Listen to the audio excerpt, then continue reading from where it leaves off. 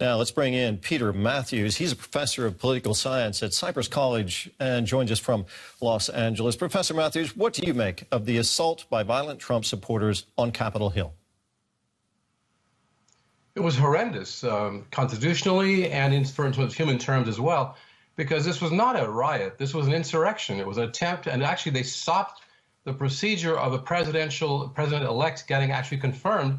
They were blocking a government from being able to take its position, the legitimate government, that's Joe Biden's administration, by not allowing it to be certified. This was a physical act of violence to stop the government from working. It's insurrection. It has to be dealt with very firmly so people will get the message that this cannot be tolerated in a democracy. That's what I look at it. You mentioned it's insurrection. The president-elect Joe Biden described it as bordering on sedition. How much responsibility do you think President Donald Trump himself bears for what happened? Tremendous responsibility. He's been provoking these people, inciting them, that's the correct word, incitement to violence with his words, with his actions. He, in fact, addressed this crowd, I think, today at noon before they started the insurrection. He was addressing them, I believe, at noon. And besides that, he's been talking to them throughout the last few weeks and saying that the election was stolen. He was making up lies about it and getting them to believe it and repeating it often enough. We know from fascism and other Nazism that when a big lie is repeated over and over again, people come to believe it. And these folks worship him like a cult.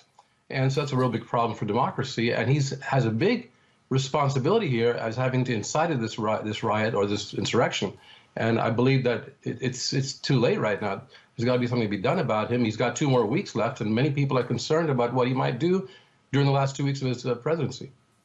President Trump has had his accounts on Twitter and Facebook stopped because of him continuing to say that there has been widespread voter fraud when that is completely unsubstantiated. Do you think there's a legal case for removing President Trump from office before his term ends? There certainly is. I know it's a very short time, but there are 2 methods that could be done. There's the impeachment method, which was already tried before. He was impeached but not removed. This time, if it were done quickly, to be done, and I think maybe the Senate might vote for it, but that's probably not likely. But the other way is the 25th Amendment, where the vice president gets together with the cabinet, and a majority of the cabinet votes to say that the president is incapacitated. He cannot carry out his duties.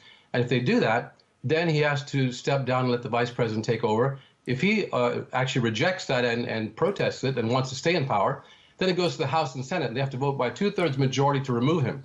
So it's a bit of a complicated process, but there's some real talk among significant leaders now in Congress and also in the country itself about him having the 25th Amendment used to remove him. And it's quite remarkable that we've come to that point right now. Okay, we might have lost your audio. Tell us, if you can hear me, how do you explain the persistent belief among Republican voters that the election has been stolen from them? Well, first of all, many of those voters are just not well read about this issue. Or they don't have the details of how the Electoral College works and where it went and the appeals that Trump made. All they do is they watch him, they listen to him, and they follow him, because of his charisma for them. He's able to manipulate them into believing that he's telling the truth and that the media and all the other mainstream people and institutional people are lying. And so when this is in their belief system, that's why they follow him blindly. And it's a very dangerous thing. He got 74 million votes.